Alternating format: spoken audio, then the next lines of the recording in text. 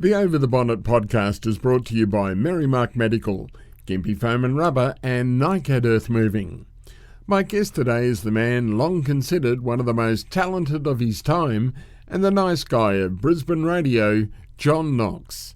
When he finally stepped away from full-time work behind the microphone and hung up the headsets, he left behind a legacy of an inspirational media portfolio and also played a part in the launching of a generation of radio and television personalities.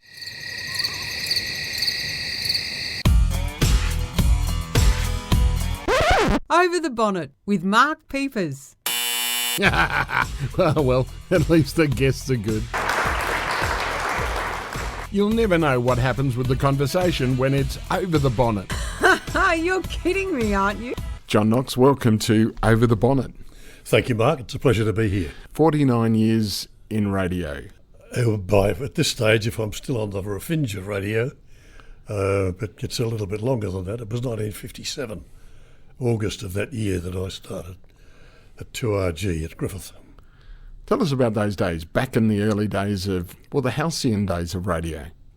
Well, I guess they were the end of the halcyon days of radio, because television had just started to come in Melbourne and Sydney in 1956, 59 in Brisbane, and although I'm talking about New South Wales at this stage because that's where I started, we still had radio shows, Jack Davey show, Bob Dyer.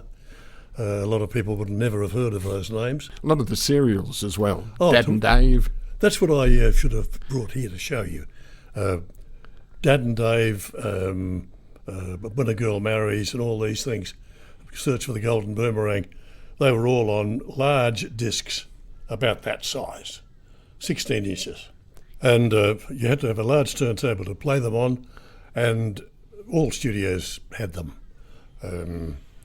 They'd last for about 12 and a half minutes, and it gave you enough time to put in commercials to bring it up to the quarter hour. And that was that. It was a wonderful time because I think it was Stan Freberg. He pushed the radio barrow in the States and also here. He loved radio. He referred to radio as the theatre of the mind, and it certainly is. Or as Kevin Goldsby said, the mindless. Now there's a name. Kevin is still going.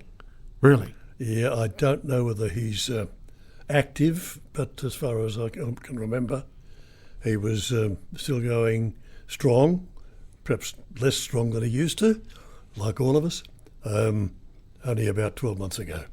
A tremendous voice. And I can remember when I started off in the business, my mentor at 2RG said, if you can sound like that guy, you'll never be short of a job in the broadcasting business. And I started to study what he did with his voice. And I'm shocked to say that these days, in 2021, especially radio newsreaders, they don't do anything with their voices. The majority of them don't. There are exceptions, of course. But they seem to be journalists first. If that. That's a dirty word. You don't need to be a journalist to work in a newsroom. You just need to have a brain. And if you've got that and a nose for news, then you're halfway there. But so many newsreaders these days, to me, sound as though it's just words off a piece of paper. I can get that just by picking up the paper. I need someone to tell me the news, explain the news, and use the voices that they've been given with to get into your cerebellum, if you like, because they just don't do it. In my day, back when I was a boy, all that stuff that bores people to tears. We were already radio announcers.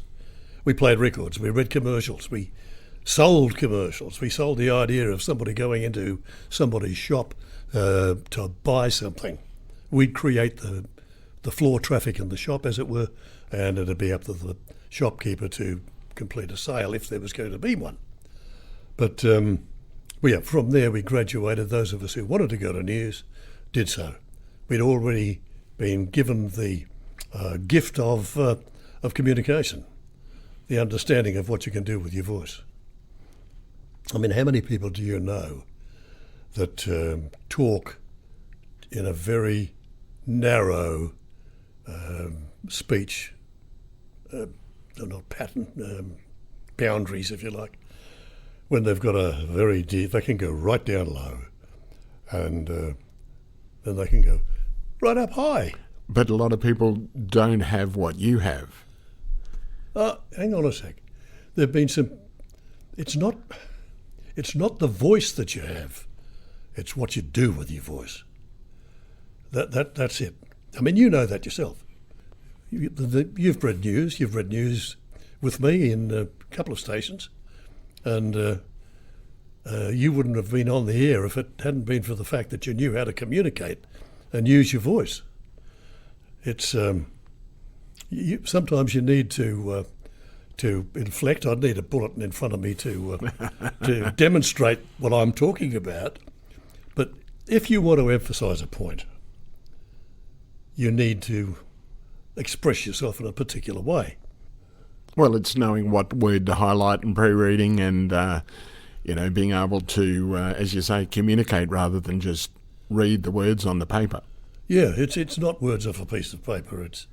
It's what I used to teach my apprentice broadcasters, if you like, was, especially with news reading, to say to yourself before you go on and read the news, this is interesting. It's also important. I think you'll find it interesting. I know what it's all about, and now I'm going to tell you. But do people waste when they're reading it? Do they spend an hour preparing it and then just throw it away? Oh, yes, they do. So many of them do. And that's what irks me. And probably a whole lot of other former broadcasters who watch and listen. The use of the English language is another one. So many of them have never been taught how to correctly use the English language. They talk about a lot of the news readers, not all of them. I mean, I'm generalising here. Refer to a place called Australia. Now, I don't know where Australia is. I know where Australia is. In fact, I live there. Or Australia. Oh, yes, that's one of my pet hates. Well, I don't like Australia. It's Australia. Yeah. There's an L in there. You've got to pronounce the L. You don't have to highlight it. You just pronounce it. Put it there. It's not meant to be highlighted. Another one, the use of the definite and indefinite articles of speech. You don't say, well, they do.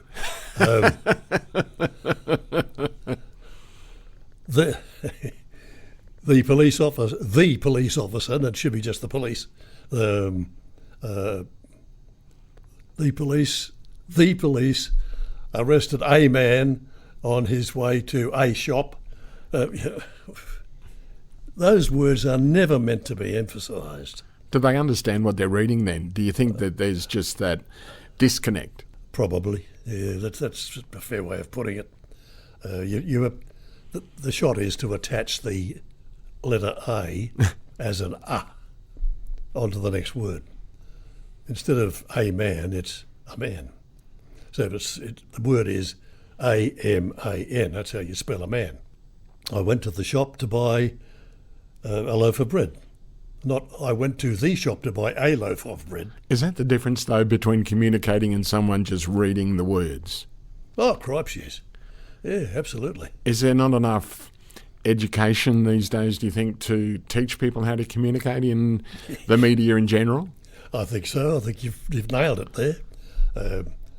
My wife won't let me listen to the radio when we're driving the car together because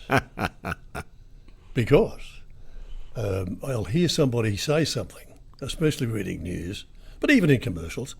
And I'll yell at the radio, "Where did you learn to speak English? Did your teacher know how to speak English properly?" Is it not an evolution that you're tending not to move with the times? Yes. Back in the day, radio, we were spinning records, and you were doing sort of, as you say, the large ones. But these days, it's push of a button. It's computerised. Yes, but I don't think the technology should be affecting the way broadcasters speak. No, I can't see the reason for that at all. If you listen to the radio today and then cast your mind back to, all right, let's go to the day I started, August the 7th, 1957. The same thing was coming out of the radio. Music, time calls, commercials, the announcer announcing the records, or back announcing them, which I prefer, and it's the same today on a music station. On a talk station, slightly different situation, but it's still people talking to people. Sure, the equipment's different. The standard of microphones has moved on, improved out of sight. Tremendously. It's still basically the same sound, or the same output from the little thing that you've got in the corner of your room called a radio. That's if you've got any, and so many people don't even have them these days. I've got about 40 at my place, and some of them actually work. What came out of the radio in 1957 or 1937 is much the same as comes out of the radio today. It's just that the programming has changed, the technology has changed, but you don't notice the difference that the technology has been able to produce. What happened that first day when you walked into 2RG in Griffith and you had great expectations? What happened on that first day and in those early days of radio? Oh, scared stiff. I walked in there, there's a bloke on the air sitting at the desk. You can see his feet underneath you.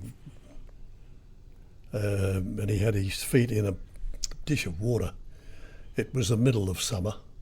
And if you know, west of the ranges in Eastern Australia, it gets very hot. And no air conditioning, nothing like that.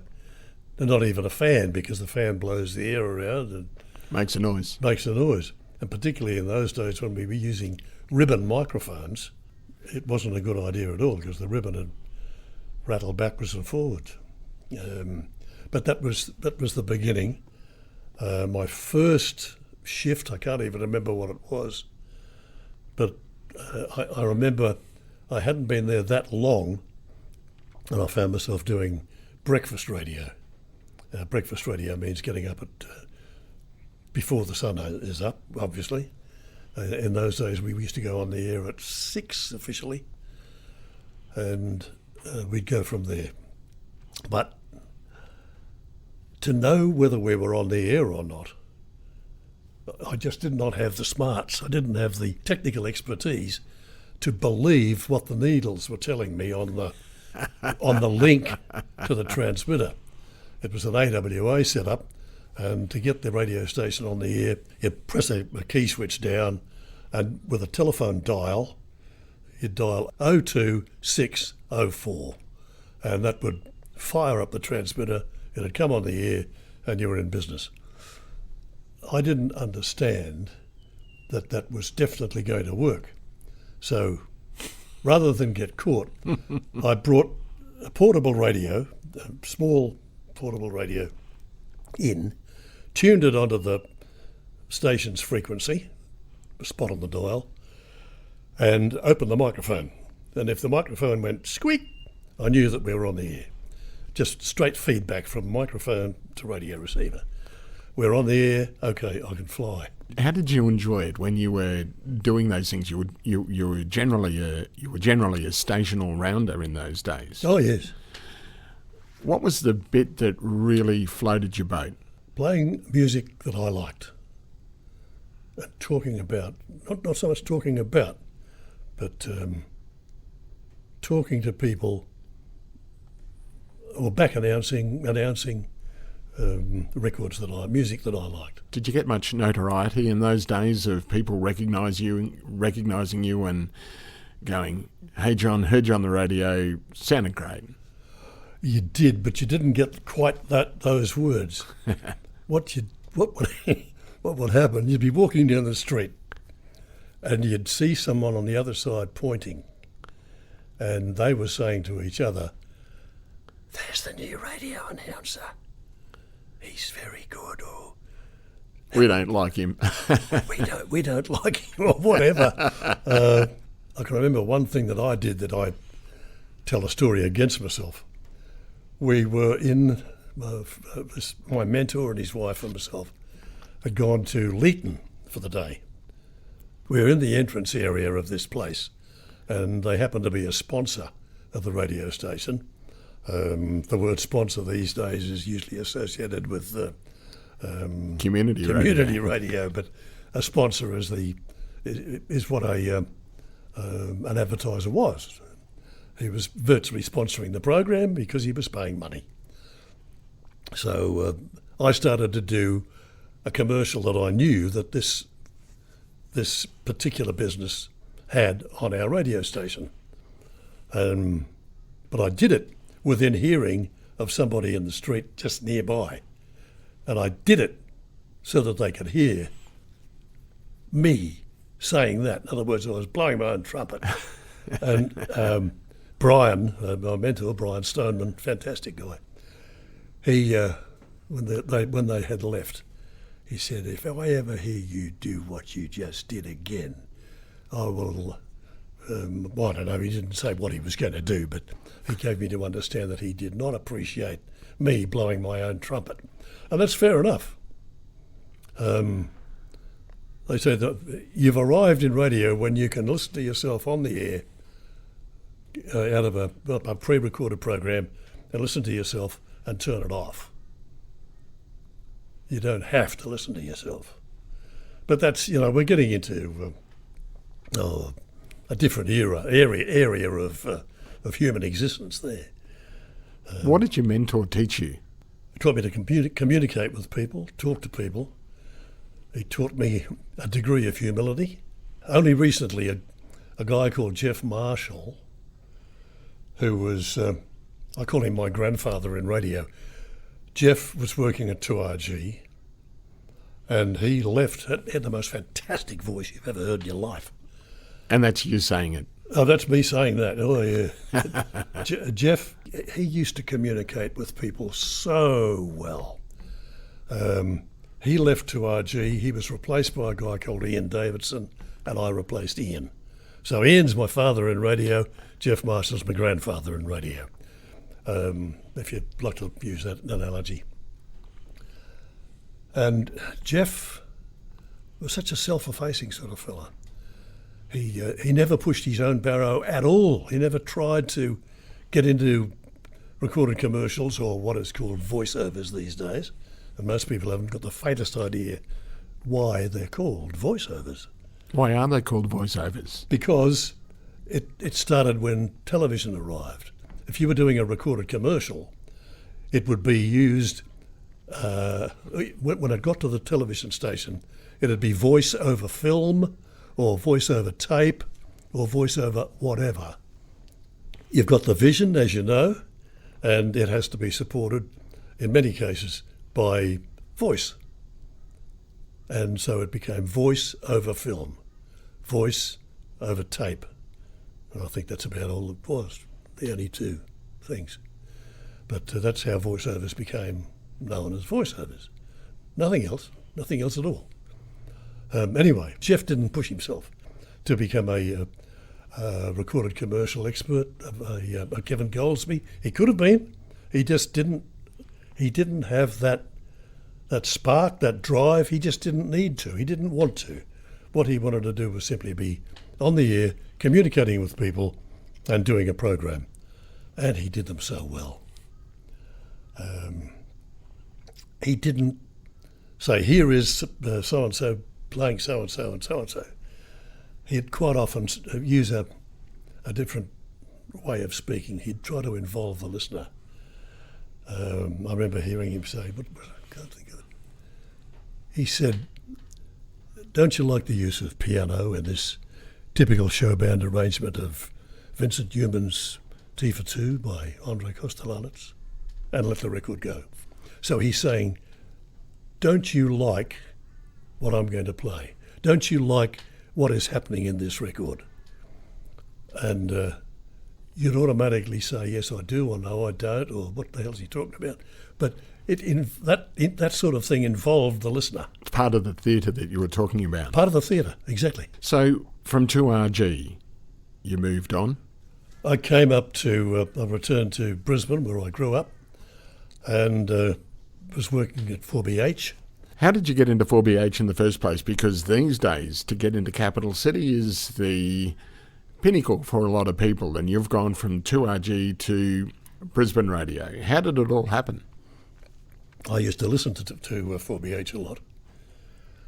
I got to know the way they did things, and I sent a tape, not a cassette tape, but a reel-to-reel tape of my work to Alan Brandt, who was the program manager. I think they call them content directors these days. I suppose that's a fair enough word, but program is the same thing. He was the program manager. He sent me back a letter saying, "Dear John, we don't have any suitable vacancies at the present time."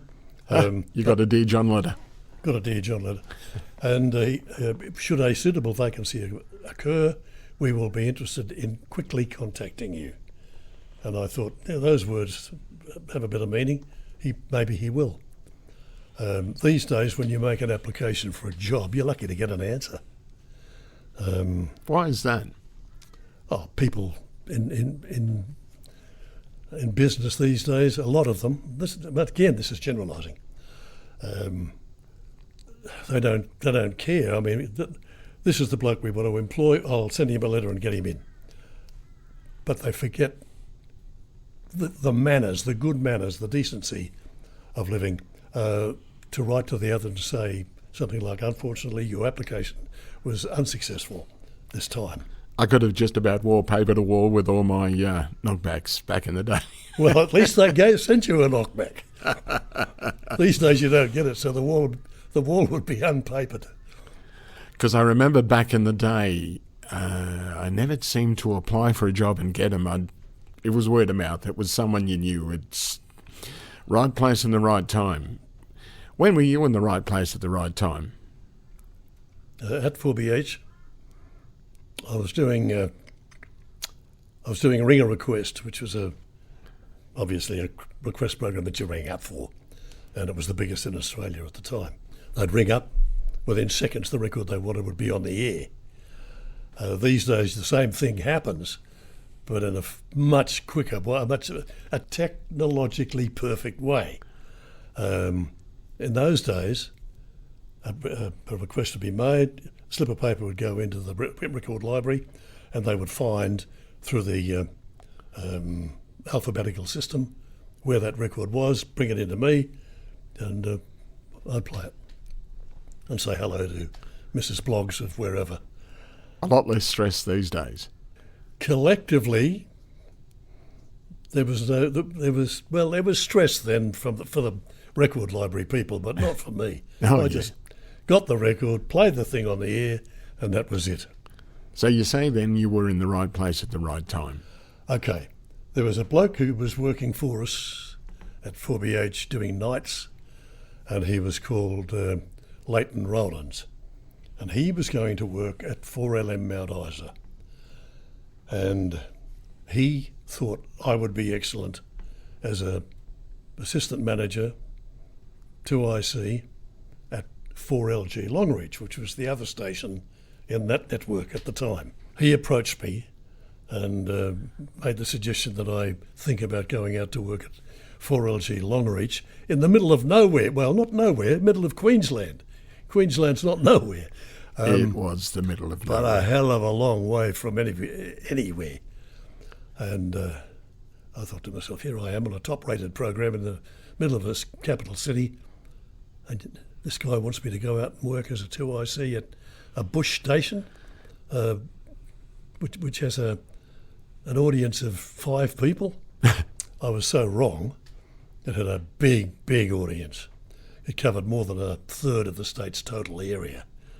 Admittedly, there weren't a lot of people in that area, but there were definitely people from places down from Charleville, which had its own radio station, right up to Cloncurry. And there were certain overlaps, of course, but it covered a very big part of Queensland and was a very well thought of station. At the time, I didn't care, I didn't want to go there. He said, "Will you come and meet Frank Moore?" Frank Moore was the managing director of this Central Queensland Broadcasting Network, 4LM and 4LG, later on to embrace 4IP at Ipswich, just on the outskirts of Brisbane. And the idea was that I would go there for 12 months and then come back as 2IC or manager, whichever, at 4IP, because 4IP was being purchased at that stage. And I thought about it for a while, and I went to visit Frank Moore in his office a couple of times. And the second time, I said, yes, I'll come. And I'm glad I did, because it was that stepping stone that led me on to the rest of what I consider to be a pretty happy career. What did you learn going to Longreach? You don't make wholesale changes just for the sake of them. But that still happens today. Oh, wow, wasn't that my fall down? I learnt that if it ain't broke, don't fix it. And there was nothing wrong with 4LG. It was working quite well. I oversaw what was occurring, and I thought, no, that's got to be changed. But it didn't need to be changed in most cases. And I thank 4LG for teaching me that, because I know I would have hurt a couple of people by insisting that they change to suit me, not so much to change to suit the business of broadcasting or the listeners. I mean, let's face it, the listeners are your bosses in the broadcasting business. It doesn't matter what your employer says. Your real boss is the guy milking a cow in a cowshed of a morning with the radio on. He's your boss. Because if he doesn't like what you're playing or what you're saying, he can just turn you off or find another station, and you're left with nothing. And I guess that was the big lesson I learned. If it ain't broke, don't fix it. And as an adjunct, your real boss is the listener. 4IP, so you moved from Longreach back to Brisbane. Yep. How did that all happen? I drove a car. Good on you. One like that. Actually, it's one like that. It's behind us. Not quite. Oh, it's there, is it? Oh, okay, hello. Crikey. Well, during that year, that 12 months that I went to Longreach for, I shouldn't end a sentence like that, we got married. I got married to a woman which is unusual these days. What happened was my wife and I came back to live in Ipswich, because at that stage the newly acquired station 4IP was still headquartered in Ipswich. So it was I remember back in the day, before it became, or after, the fact that it was in Ipswich, it was sort of a poor cousin to some of the Brisbane stations. Is that would you subscribe to that? Well, up to a point. It was a relay station for a time of 4BK. 4BK used to relay to 4IP various programs and what have you, and but it was still a very independent radio station. And in fact, we ditched 4BK soon after I arrived. That wasn't my decision. but it was probably the right decision just the same. How did that affect you going from Longreach to 4IP, where the notoriety must have started to have built? I wasn't specifically building a personal profile. I was more interested in the radio station itself. We had a job to do. Our job was to make 4IP the best it possibly could be. And we were prepared, and we did take on the big boys, the 4BHs, the 4BCs, 4BK, 4KQ. We took them on and we beat them. We started the beginning of the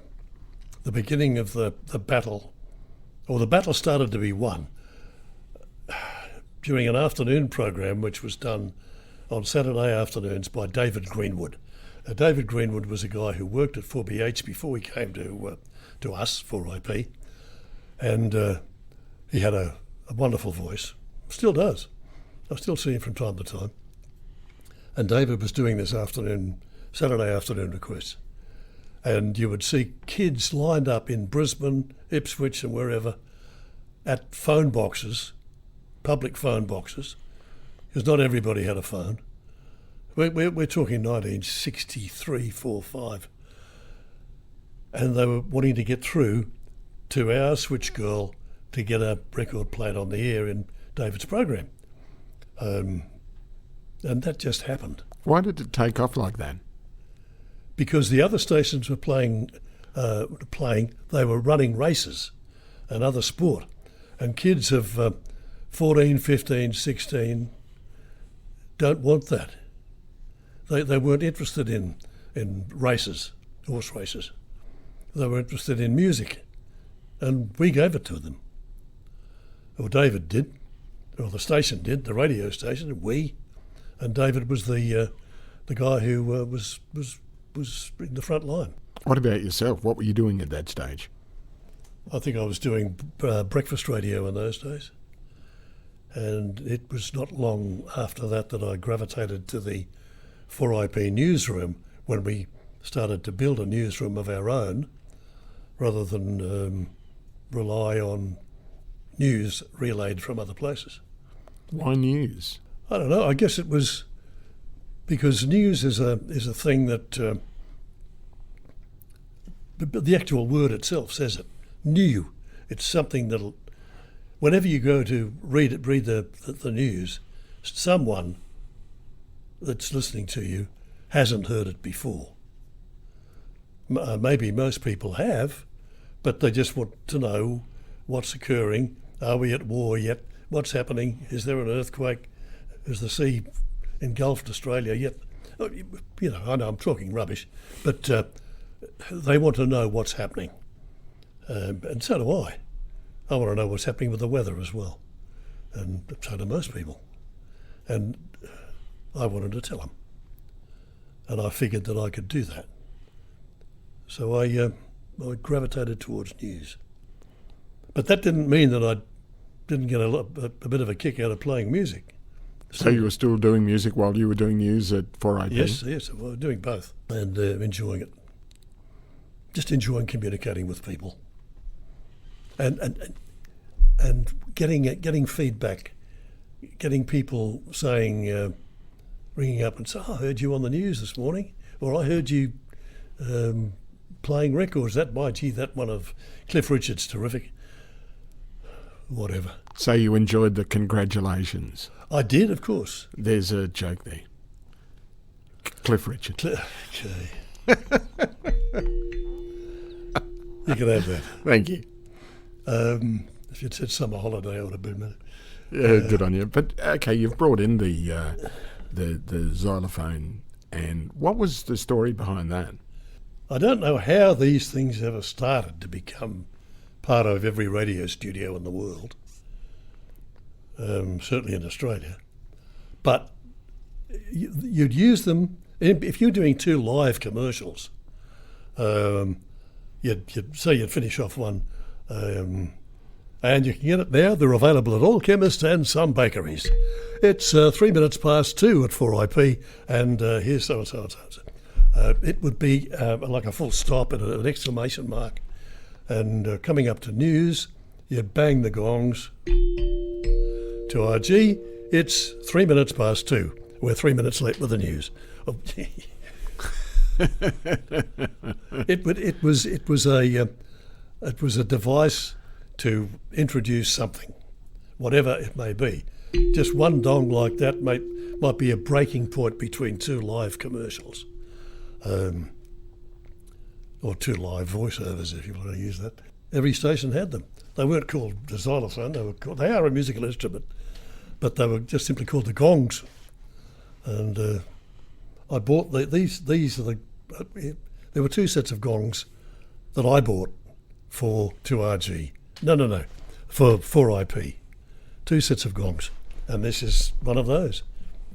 When gongs went out of vogue, these went to me because I bought them. So you've also brought the old 4IP jacket in. Well, this is an interesting jacket. This was what the 4IP sound guys, we didn't call ourselves good guys in those days, but this is what the 4IP sound guys had to wear. We didn't particularly desire to do this, but we were told by our bosses to wear these when we were out and about doing outside broadcasts and at the Brisbane exhibition. In fact, it was the Brisbane exhibition of about 1964, 3, not sure, that we all had to wear these. And they were all red, just like this, a little pocket on the side. And this little guy was the court jester. He was called the Hippie Ippy. The Hippie Ippy. IP, Ippy. And we were so self-conscious, us broadcasters, us good guys, or sound guys as we were called then, that if we wanted to go outside the building, we still had to wear them. If we wanted to go outside the building at the exhibition where we were, one would say to the other, "I want to go to the loo. Do you want to accompany me down the way?"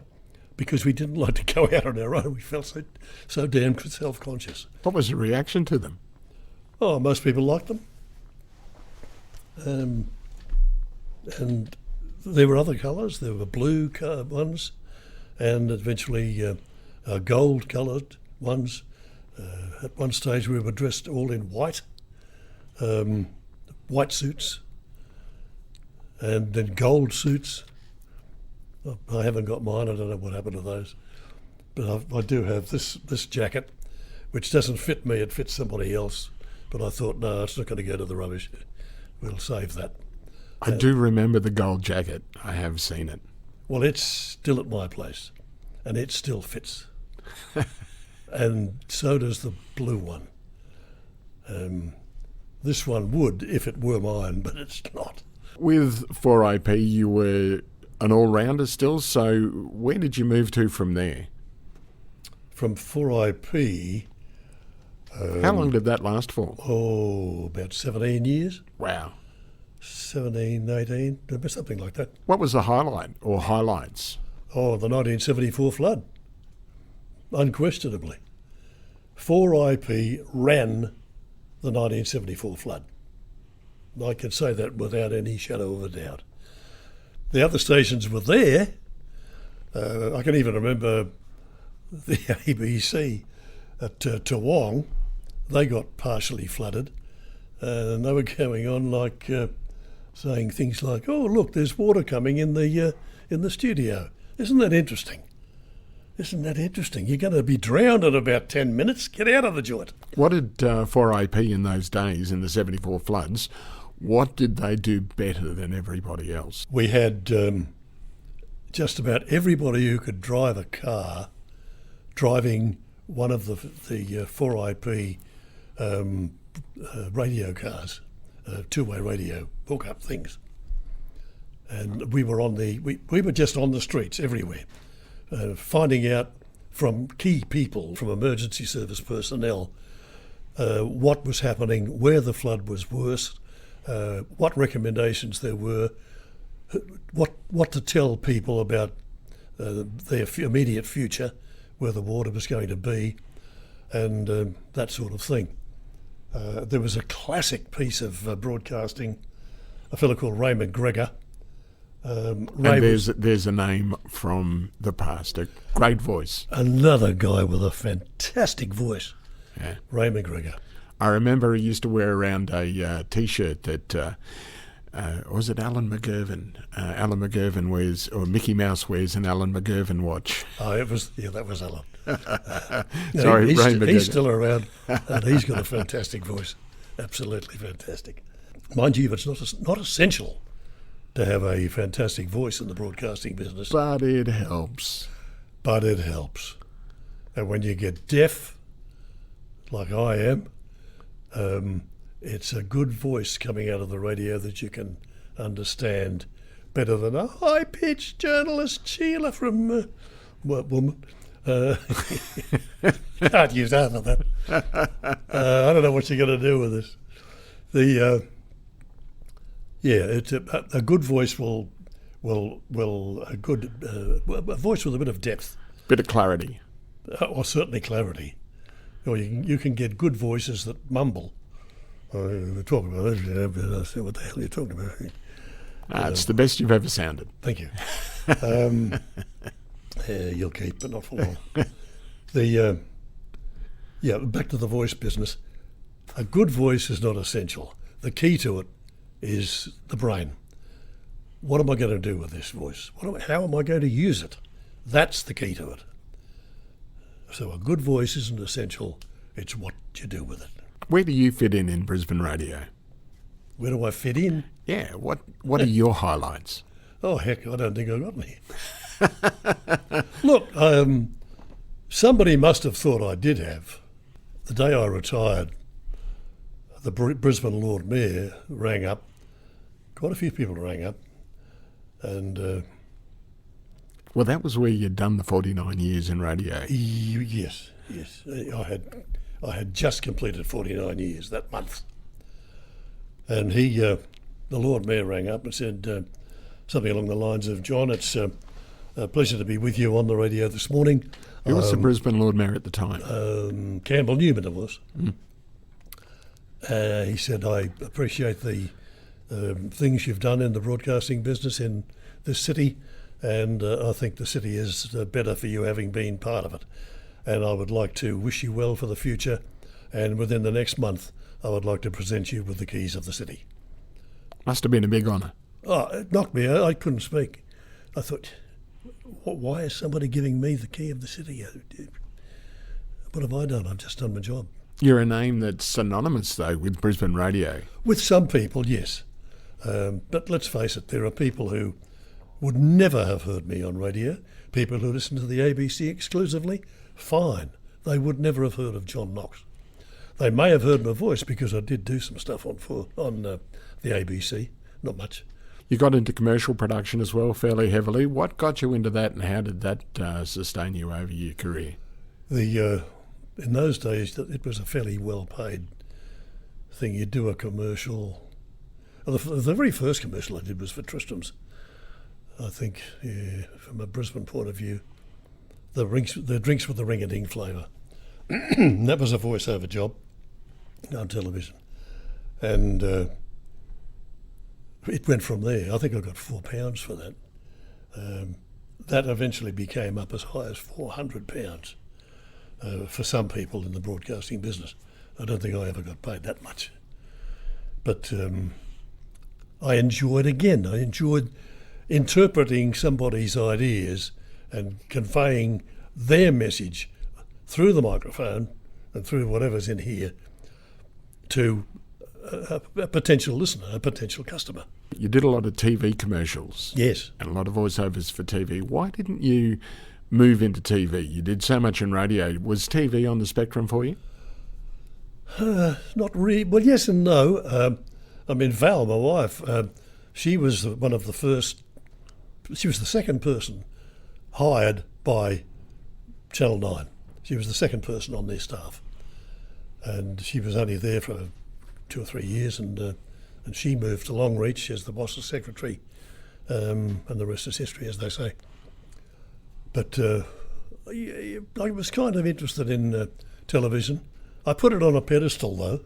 I have a habit of doing that sort of thing, which I should never have done. It's just another medium. It was the coming thing, though, and I thought, am I up to this? I don't know. I don't think so. I'll stay with radio. It was self-doubt, I guess. But I did have a crack at it at one stage. I did a news audition, but unfortunately I was so damn nervous that I developed a tic in the eye. You know, the eye would move, and it just looked off-putting, and I couldn't do anything about that. And I think that was what stopped me from pursuing it any further. Just the nerves. Yeah, I guess so. I think I could do the job. In fact, I'm sure I could do the job, but I didn't. What do you like to listen to, though, in general in radio these days? What's the thing that you get the most enjoyment out of? If I'm sitting up the backyard, throwing the ball to my dogs, and I'm a dog person, I love dogs. I've got the radio going. I want to listen to music, that's all. I don't want to listen to, unless there's a major news story on, I'll tune on to a station that's producing that sort of information. What sort of music do you listen to? You've listened to music all your life. You've played music all your life. What do you listen to? Something that's easy. I was never a great rock and roll fan, although I do admire people like the Bee Gees, the Beatles, and others. Because that's what you were playing back in the 4IP days. Yes, that doesn't say I was enjoying it, though. I enjoy something that's easy to listen to. If you put a Tommy Dorsey record in front of me, I'd play that ahead of anything else. Possibly Glenn Miller and big bands. Music of the 40s and early 50s. Nat King Cole, Perry Como, that sort of, you probably haven't even heard of half of these yourself. But they're easy listening music, ballads, that sort of thing. 17 years at 4IP playing music that you didn't always like. Why did you leave? Because 4IP was eventually sold by those wonderful bosses that I still admire to 2SM in Sydney. And 2SM sent a bloke up here to run the joint, and he had the attitude that I had when I first went to 4LG. Let's change this and fix it. Wasn't broke. You don't lift up the bonnet of the car and fix it if it's working. And there was nothing wrong with 4IP at the time, but this guy thought that he could make himself a name by turning 4IP into a Sydney station. That's the basic way that's what I perceive anyway. That's how I read it. So what happened then? Well, we lost audience. What goes in Brisbane doesn't necessarily go in Sydney, and what goes in Sydney not always goes in Brisbane or Queensland in general. But this guy didn't see it that way at all.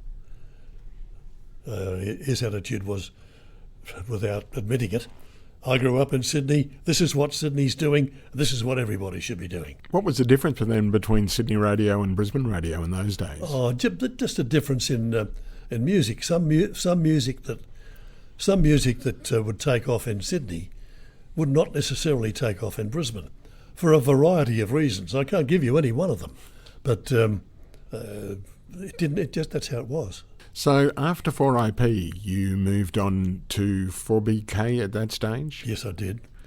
That was basically to escape from what I saw as a sinking ship. You don't stay on a sinking ship until you're suffocating, drowning, and it was a heartbreak thing. The staff who were at 4IP in the days where we were making waves, where we were taking over the Brisbane radio market, those guys had done their job, and now all that wonderful work was being thrown out the door by these people from Sydney. So you went on to 4BK, and that was really It was all news. but it was being in the right place at the right time again. Oh, yeah, I guess so.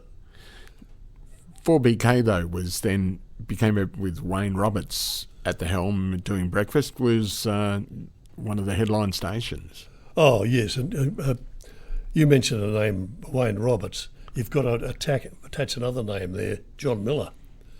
Both those guys, John Miller was the head of the newsroom when I went to work for him. Those two people had such great ability, tremendous brains, tremendous quick-fire thinking. Well, it was John Andy's brother, Mark. And Mark, of course. And they did things on 4BK breakfast that just wouldn't happen today. How'd they get away with it? Well, they just did. I can recall one particular time when Wayne Roberts was talking to people driving in on the Southeast Freeway, and he was saying things like, "Now, what we've done, we can see you as you're driving in. We've got cameras lined up because we like to see our audience. We like to know who we're talking to. And I can see a bloke and don't do that." And everyone would know that the bloke was either picking his nose or scratching himself inappropriately, or what. He was like the Australian cricketers were staying at a particular pub, a hotel in Brisbane, and he rang up to speak to one of the players, I forget who, but he wasn't available. And he said, "Well, can you put me through to Kim Hughes?" And I'll try. And Kim Hughes answered the phone. And Kim Hughes swore rather violently when John Miller, who was also in on this particular thing, said things to him like, he was putting on a silly voice. He'd say, "Oh, Mr. Hughes," and you couldn't do that in those days because you haven't a crack at a particular line of people. "Mr. Hughes, it's a very difficult game, cricket. Does your mother mind you playing cricket? I mean, you might get hurt." And Kim Hughes thought, "Why the hell is this idiot?" And he said so. "Who that is this?" And he dropped the magic word, and he was then banned for 3 days. As it turned out, it was Friday, so he was banned for the rest of Friday, Saturday and Sunday, and he's back on Monday. So it didn't matter. But they used to do these things. McGurvan did another thing on whether it was 4IP or 4BK. He was on both at various times. He had this. He'd bring up people. They were called gotcha calls. And he rang this bloke who had just got a new car, which was the pride of his life. And he made out that he was the chief mechanic at this place. He rang up and he said, "Oh, is that Dave Smith?" "Oh, yeah, this is Dave Smith. Dave, you've got your car in with us for a service, and is your car insured?" "Yes, it's insured, of course." Why do you ask?"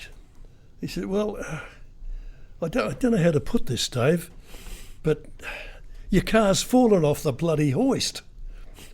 And the fella said, "It's what?" And he was, all over, very upset. McGurvan said, "It's all right, Dave. This is Alan McGurvan." And he played a little bit of music to indicate that he'd been gotcha'd. And he'd do things like that. And they were all fun. Has the fun gone out of radio? Yeah. Yeah, it has. Why is that? Oh, because of current society, I think. Current thinking, current people. I'm not a psychologist or a psychiatrist. With radio where it's going these days, do you think radio will die out? Sometimes I think it will. Yeah, I just hope it doesn't die out. Because when you were working at places like 4BK, you're talking about the pranks and the vibe. How was the vibe to work at those stations when they were really just on fire? It was fantastic. You didn't go to work. You went to a place called 4IP where things were happening, and you were part of that. You meaning anybody who was working there. There are still people who worked at 4IP who meet regularly in Brisbane and share a few jokes, tell a few lies. What's the vibe like working at those places when they are really on fire and you're rating? And it's just it's an experience. It's a great feeling of achievement. Well, we enjoyed it so much that we didn't want to get paid for doing things after hours. It does help. Well, it's a fact. Yeah. Almost one of the big things that made 4IP was the fact that if there was a bun fight anywhere, a school fete, even a church fete, and they wanted 4IP to be there, we'd be there. I can remember one particular weekend we did about 14 different fetes or functions at outside organisations. We were there. We weren't the highlight, but we certainly were. There was a fair bit of focus on us. They'd see 4IP everywhere. We had Sunday fun days. We had, and that was a regular feature. We did concerts with the top bands of the day. You were talking a little earlier about when you did retire. You were working at 4KQ. That was a halcyon time as well when you were working there. You seem to have just had the Midas touch when it comes to picking radio stations. Oh, well, almost. The 4KQ, 4IP and 4KQ were the best radio stations I've ever worked for, the most enjoyable stations I've ever worked for, the best bosses I've ever worked for. The 4KQ experience was one that I was sad to say goodbye to. I was sad to say goodbye to radio in general, but KQ was terrific. It really was. There's marvellous people there. With the evolution of radio, you started off, of course, in AM 2RG. FM evolved during your time in radio. Why didn't you look at the FM dial and move into that sphere? I did have an experience with FM. An experience. 4BK became B105, and all the staff became B105 employees, including me. The thing that I found rather strange, the news director who came in over the top of me at B105 told me, we're moving to FM next week. Yes, I know that. You'll find that you'll have to form your words differently and watch your breathing on FM because it's clearer than AM. Up to a point he was right, but basically it's a lot of rubbish. I mean, you're talking into a microphone and something's coming out the other end. If it's good quality, if it's better quality than previously, so be it. You can hear the floors better. You can hear the floors better. You can hear tapping on the desk better. And mouth noises, for instance. Yeah. Did you stay there long, or that was one of the reasons that you left? No, I got the sack. They brought a bloke up from Sydney who was there to prove himself, and his first impression of me was a guy who was pretty much older than everybody else. I mean, I might have been about 50 then. Real old. Walking down the passage at B105 with a cup of coffee in my hand. That was his first impression of me. That impression stayed every time he heard me read the news. That guy's too old for us. No, he got to go. And but he got rid of me. Straight after that, when I was immediately available for somebody else to employ, I got a phone call from CFM on the Gold Coast, and I worked there for as a spare tyre for a couple of years.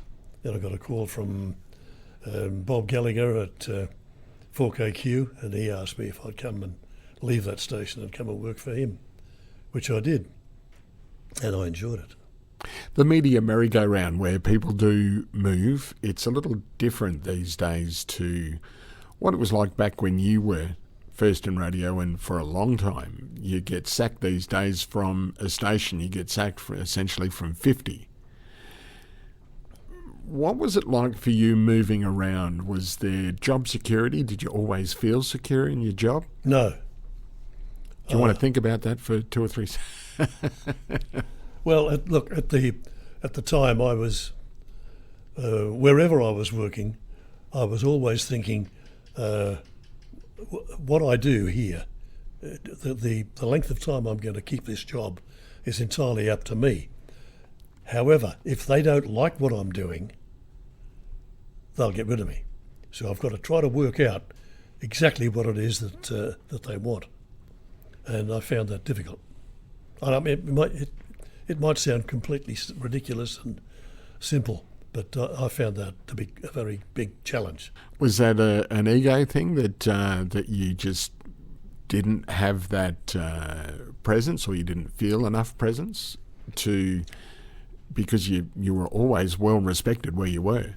Yeah, I don't know what it was, Mark. I was just conscious of the fact that I did not want to be unemployed.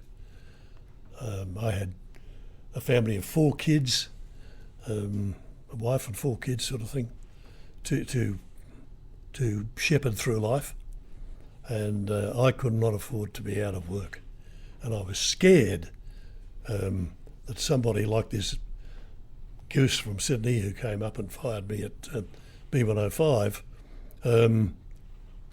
would happen again. So it was always there, the thought. There's a thing about that radio people have: never go on holidays in radio because you'll come back and your job's gone. I think that's media in general, isn't it? Oh, possibly. Yeah, well, it is. It is. Yeah, it's media in general. Happens on television. You did a lot of commercial work over your time. You've been awarded for that. How important is the award structure in the whole gamut of what you've done over the years? Oh, it's not important at all. The recognition is good, though. Oh, it's nice if somebody says, yes, you've done a good job, and if you get an award which says basically that, it's nice to receive. Of course it is. Because that Goldie Award that you got many years ago. Oh, some people have got dozens of Goldie Awards. That was for the best voice in Brisbane radio at the time. Yeah, thanks for that. And sorry, it meant a lot to me at the time. And I suppose as time has gone by, I can look at that. Well, I don't know where it is at the moment. Oh, yes, I do, and say yes, I did work hard at that. I tried hard to achieve the best possible result for the people who were paying the money to get me to advertise their product, and that is what it's all about. That is what that's where the enjoyment is. I think the satisfaction, just the same as if you're working as an announcer for a radio station, and a particular advertiser is using your program to push his goods and services, and you go to that. You go there with the sales guy to meet him, and you understand his business, what he's doing, and you can convey that through the microphone and the speaker at the other end and get some results for him. That's satisfaction. If you can,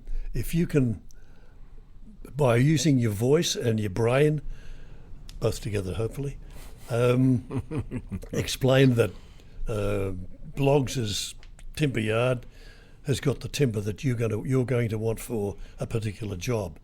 Even if you don't think that they have, go and have a look, because the chances are they've got it. And if they haven't got it, they'll get it for you. You talk about a great voice. You don't need one. No. What about people that don't have such a great voice? What would you say to them? If you are interested in getting into the broadcasting business, pursue that goal right to the nth degree, and get in touch with somebody who's either in the business or has been in the business, and get that person to assist you. Because you've taught a lot of people over the years. You had Air TV, which was Queensland's premier radio school at the time. Yes, it was. And it was started by Jim Iliff, who was the very first children's television presenter in Queensland on Channel 9. Jim started this with a guy called Ivor Hancock, who was How the hell are you going to get rid of that? You better cut it straight back to me. You stop laughing and I'll get on with it. No. Oh, bugger. Oh, too much. Ivor was a member of the broadcasting fraternity and was with Jim in Air TV, which was originally the Brisbane School of Broadcasting. And when he retired, Jim asked me if I'd like to join his organisation. And I said, I'll give it a go. And so we did. We didn't make much money. In fact, we hardly made any money because we weren't charging enough. And nowhere near enough for what they're charging these days in places down south. But we did put a lot of people on the air. I could go through the names if I had a list, but I haven't. I can think of a few off the top of my head. Well, there's a couple of big names in Brisbane at the moment. That, Andrew Lofthouse. Andrew Lofthouse. Andrew was one of ours. He showed promise right from the word go. A very quiet guy. Shelley Lloyd, who was a newsreader at the ABC until only recently. Steve, I can't think of his name. It's terrible. Don't. He's also on the ABC. Steve, he's an interviewer, very good. Steve on the ABC is also very good. He says big things about you too, John. Yeah, I'm glad of that. I'm glad. However, we'll let that pass. We'll have to, because I can't find his name. But there have been a lot of names. I guess it's the brain's getting too old and we can't access the filing cabinets anymore. But it's great to have got so many people a start in the media. It must be something that you can really hang your shingle on these days. Possibly. I don't think about it much at all. I just, if I hear anybody who I know that I've been instrumental in assisting on their journey, I feel pretty good. I helped that guy, or he was one of my students. That gives me a little bit of satisfaction. Because I remember as a just fresh out of school. Actually, I think I did the course when I was actually in school. I think you did, yes. And went straight out to 4LG in Longreach.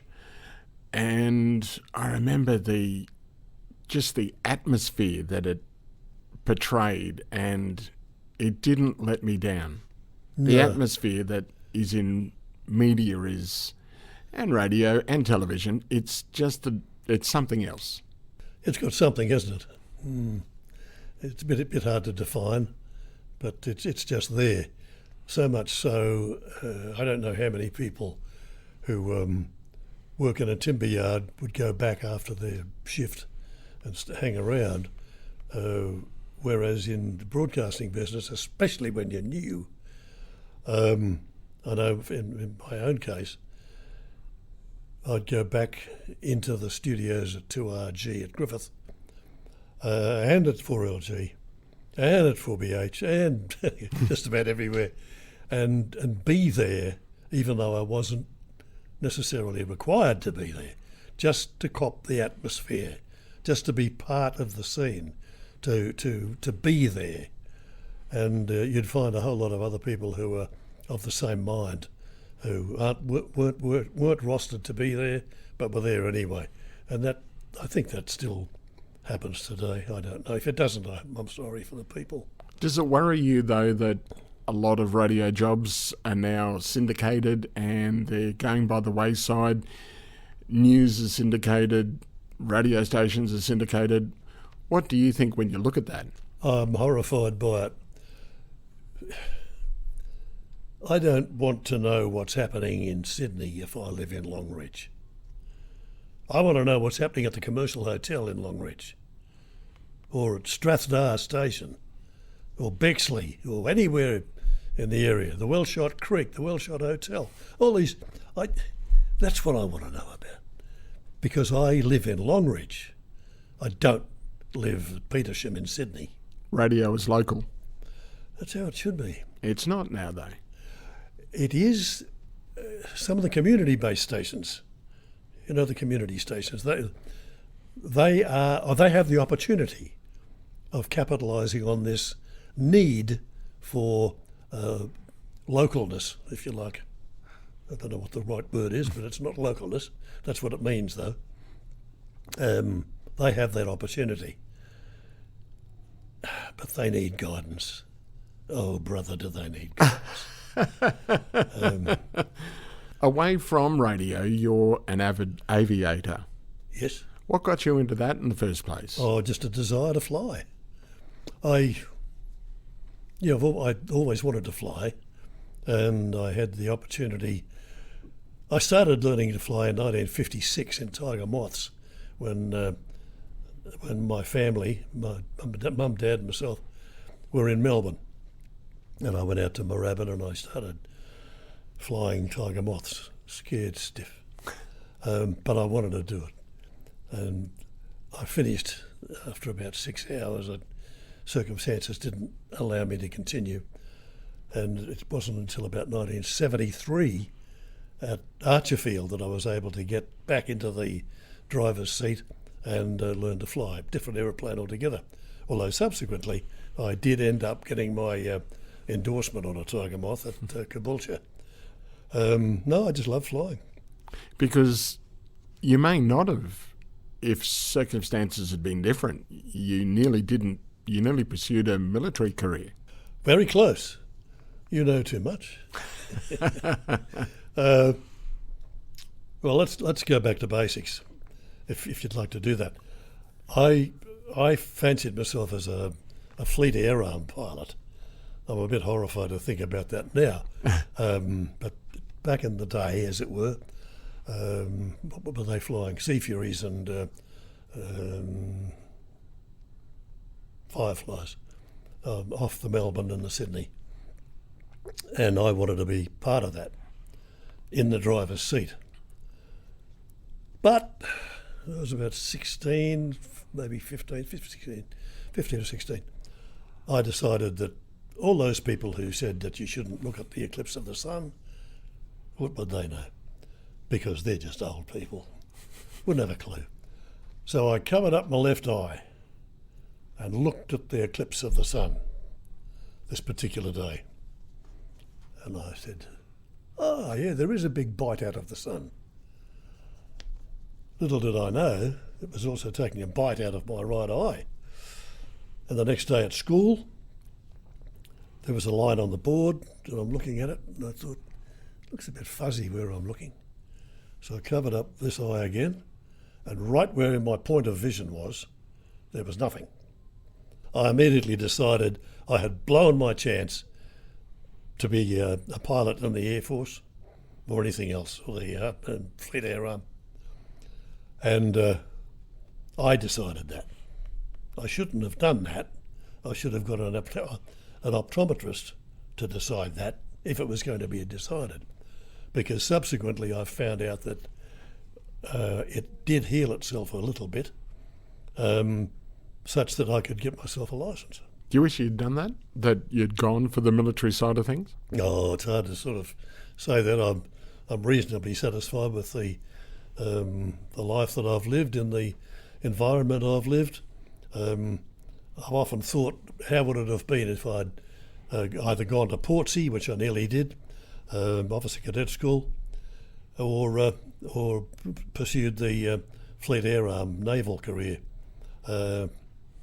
But it's hard to look down that time tunnel in reverse. Because your father wanted you to follow in his footsteps. Oh, he, right or wrong, I was an only child, and I mean, if you've only got one child, you put all your hopes and dreams and thoughts and everything into that child.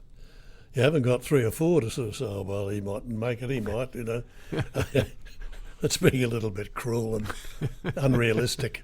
But he, right or wrong, wanted me to go to Portsea and become an officer in the army. And unbeknownst to me, I was selected to go. At the same time, I decided I wanted to get into the broadcasting business, become a radio announcer. And I got home this particular day and said, Dad, I'm not going to worry about the career in the army. I don't know whether I'm going to be selected or not. And he just said, I happen to know you have been selected. And I said, well, I'm going to become a radio announcer. And he said, you what? And I said, I'm going to become a radio announcer. That's what I want to do. Everything up until that point of time had been following what he wanted. Everything that Dad wanted me to do, I did. Right from competitive swimming through to, well, anything. And he was horrified. I mean, what's a blasted radio announcer? You want to become one of those?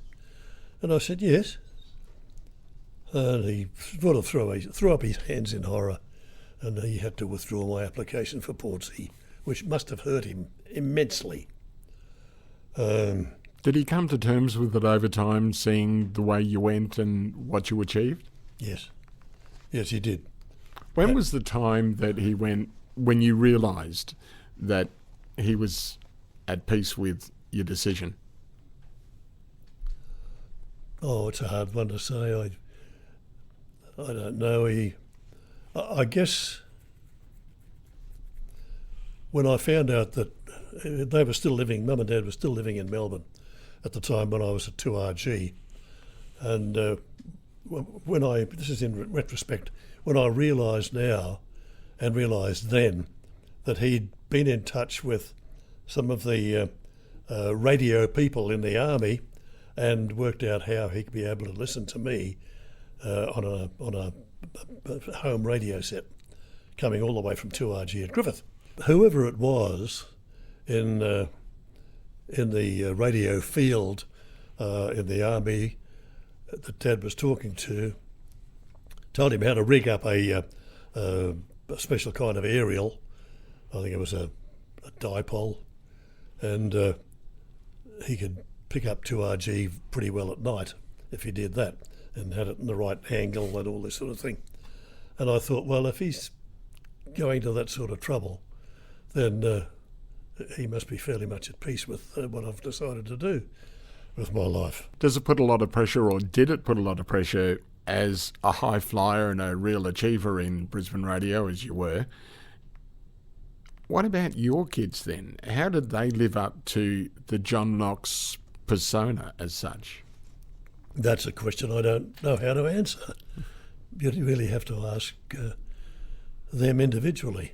I know when I got sacked from B105 for being too old, my daughter Ruth was getting married around about that time, and one of her bridesmaids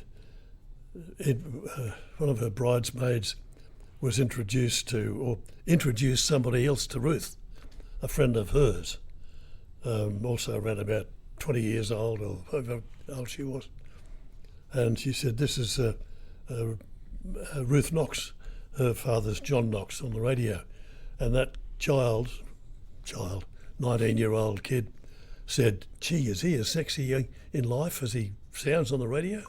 And I thought, okay, that says it all. This idiot that fired me from B105 doesn't have a clue about radio, because it's the sound that you hear, not what you see. What's the highlight, apart from the 74 floods when you were covering that? Do you have a highlight that you constantly, or there are highlights that you think about that you go, yeah, that was a lot of fun, or they were things that I really achieved?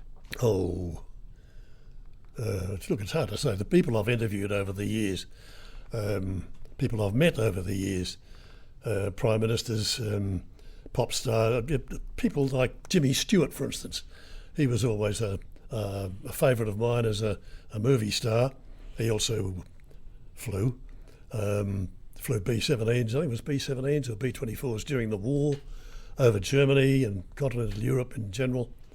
When I interviewed him by phone, and I asked him that particular day, I said, look, after this interview is over and the program is finished, I'm going out to Archerfield to do a little bit of flying. I've got a Bonanza all ready to fly. Would you like to come along? Because I knew he owned one. And he said, well, I can't take his voice off. Nobody can do it properly. I don't know. I've got things I've got to do today, John. But I sure would like flying with you in a Bonanza, a wonderful airplane. But to talk to him and relate to him, following all the movies I'd seen him in, was special. Cliff Richard was good to talk to. There's so many of them, I can't find them in the filing system. I met the Queen once and enjoyed that experience. How was that? Talk us through that one. Well, it's not much to talk through, really. I was asked, where was I at the time? I was working at KQ, I think. And the Queen and the Duke were here on a particular exercise visit. And I got a phone call from the Premier's press secretary. John, would you like to join us in a reception for the Queen at this particular hotel in Brisbane next Wednesday afternoon? Yes, of course. And it was just a case of what to do and what not to do in the royal presence. And when you shake her hand, you don't squeeze it to death. Not that I do anyway. And yeah, it was an honour to meet the Queen and to talk to the Duke of Edinburgh, who was the Duke of Edinburgh. He was just as he always is, much maligned, but undeservedly so. Is it something that you'd like to pass on with all the experience that you have? Would you still like to be doing that, to be sharing the knowledge that you've got? Is it something that... Looking at a bloke 82 and a half years old, I wish you wouldn't use the word pass on. It does cause me a little bit of concern. My blood pressure is about normal, but I think it might have gone through the roof now. No, look, yeah, I'd love to pass it on to other people if they want to learn. But who wants to learn from an old fuddy-duddy? I think a lot of people, and it's been an absolute pleasure, and it's been a magnificent career. And I really, well, for the person that got me into the media in the first place, that'd be a good or a bad thing. But I do appreciate you sharing some time over the bonnet. John Knox, thanks for joining us. My pleasure, Mark. This podcast is brought to you by Mary Mark Medical. Mary Mark Medical is your local medical practice in Gympie, specialising in quality family medical care. Are you always sick?